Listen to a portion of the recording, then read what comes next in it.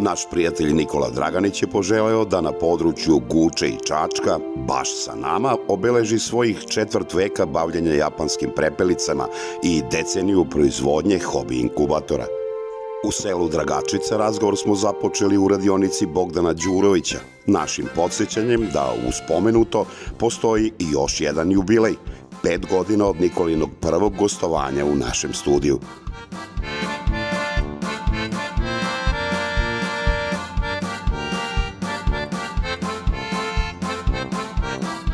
Jako brzo je prošlo tih 5 godina, a mnogo stvari se izdešavalo za tih 5 godina. Istina je da se ove godine navršava 25 godina od kad se ja bavim japanskim prepelicama. Kada sam počinjao bio sam malo stariji nego moj sin.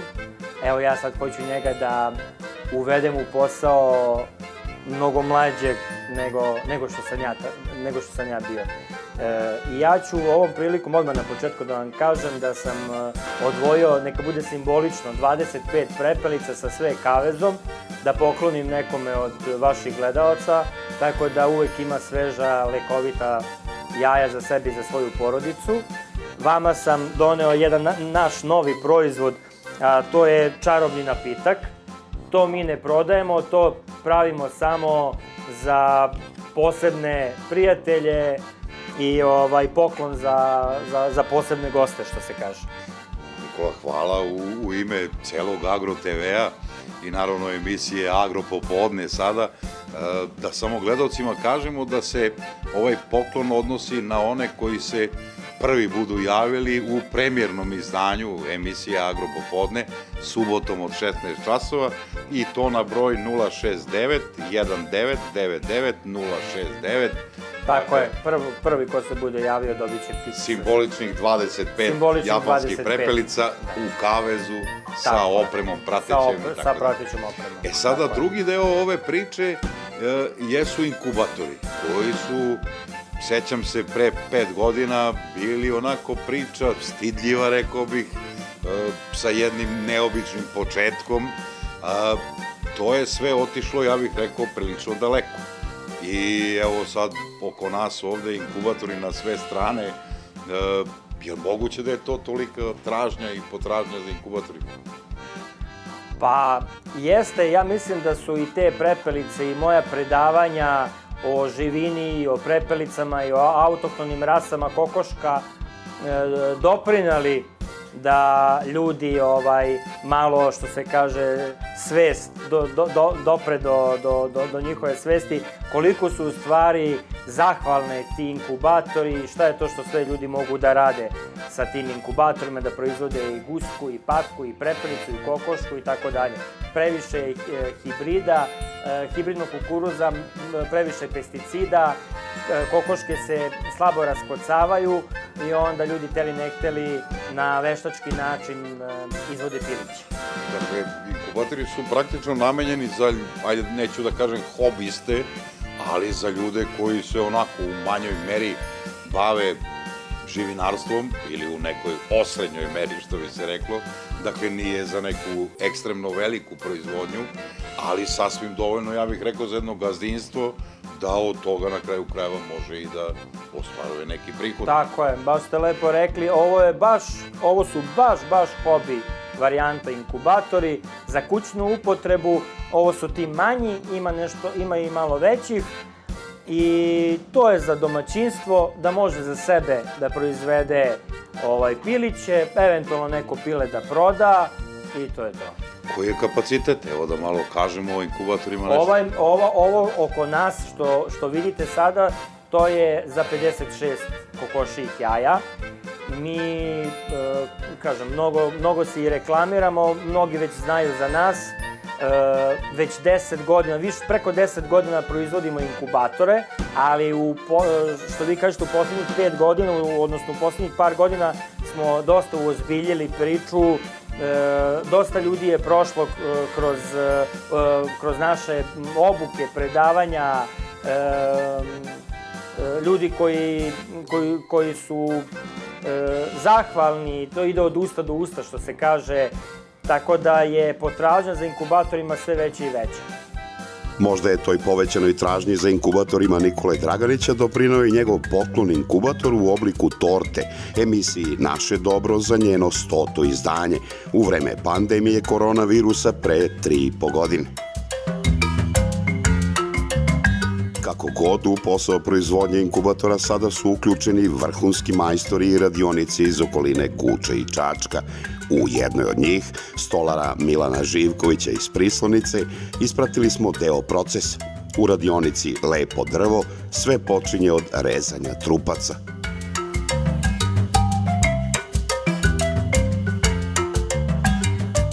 Zatim sledi kraćenje dasaka, pa njihovo takozvano krajcanje uz pomoć lasera.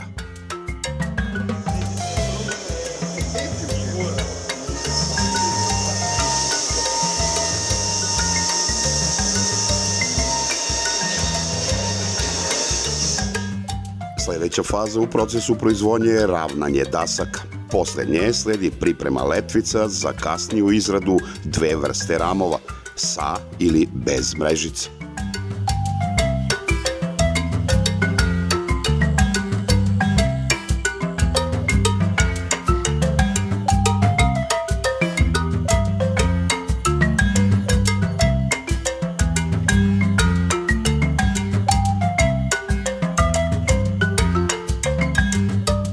U izradi inkubatorskih ramova bez mrežice, na primjer, potrebno je odraditi i proizvodnu fazu pravljenja zareza i tek onda sledi njihovo sklapanje.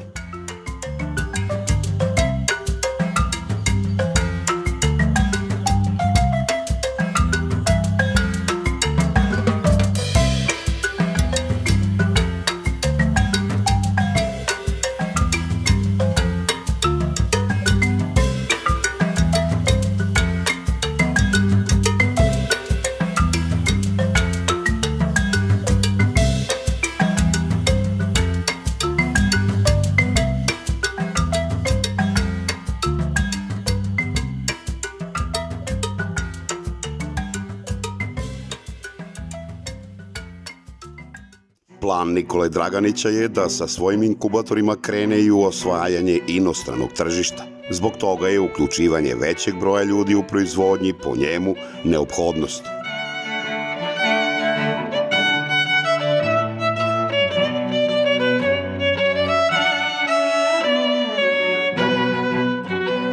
Prvo je to bio Bogdan, jako mlad i sposoban momak. Sada on radi obuku tih drugih ljudi koji su zainteresovani za to. Mi gledamo što više ljudi da naučimo da ovim poslom, tako da mi budemo konkurentni kada budemo napali neko inostrano tržište.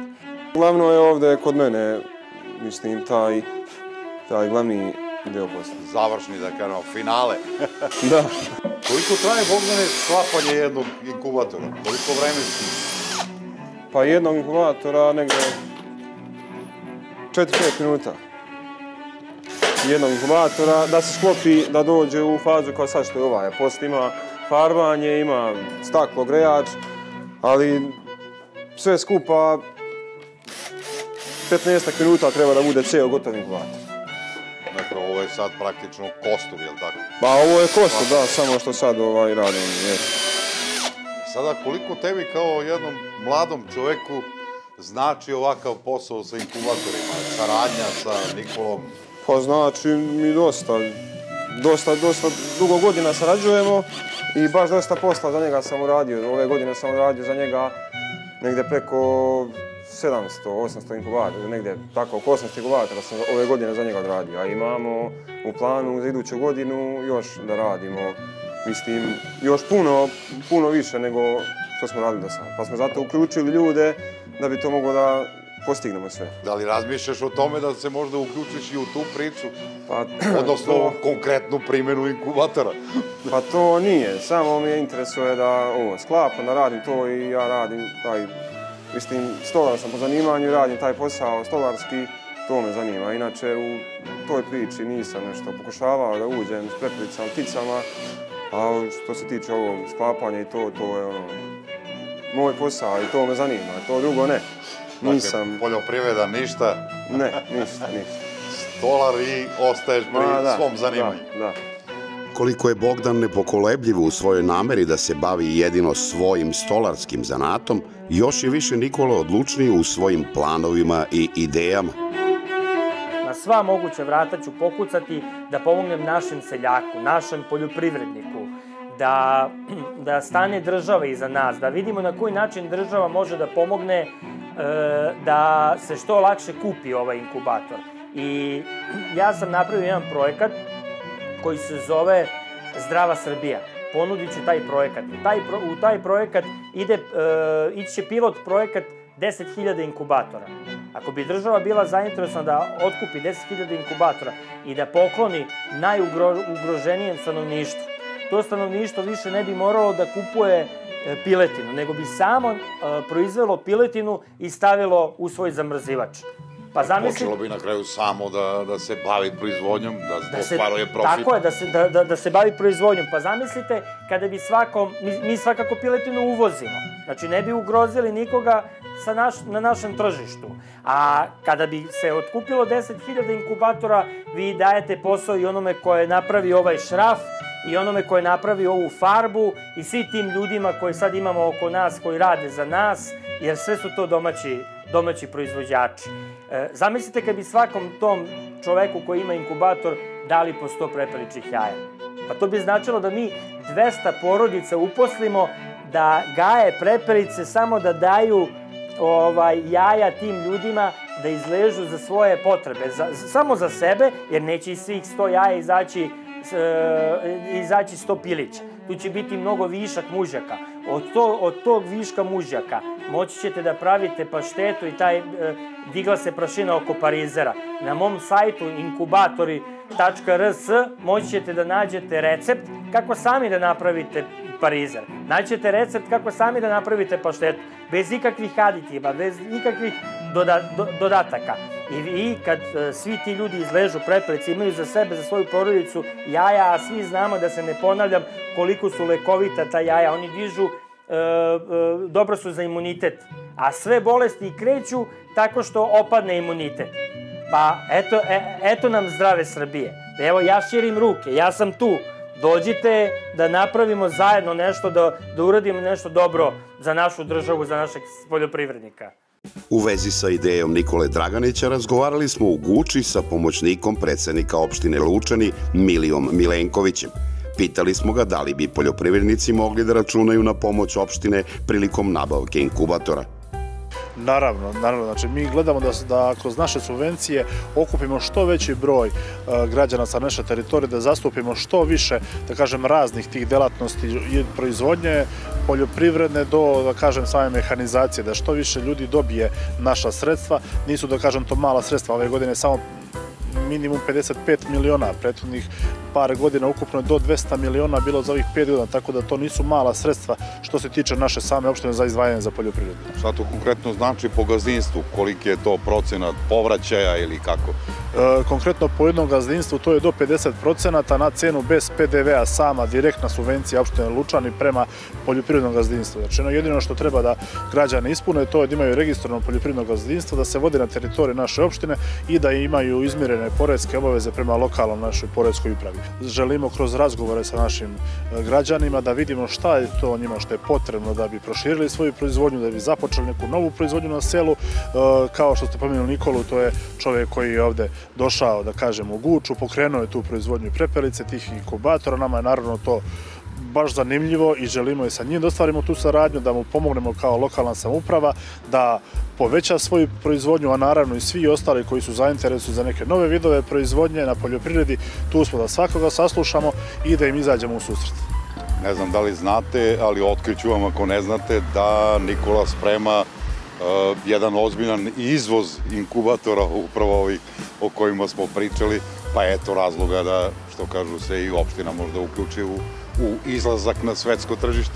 Naravno, pomoći ćemo svaki vid, da kažem, i proizvodnje i izvoza, sve Nikoli što treba, tako da nadamo se da će Nikola ostvariti dobru saradnju i sa našim Ministarstvom poljoprivrede i sa samom Republikom Srbijom, da će dobiti naravno pomoć i sa te strane i želimo da kažemo te mlade poljoprivrednike bukvalno da zadržimo ovde kod nas u Dragačevu.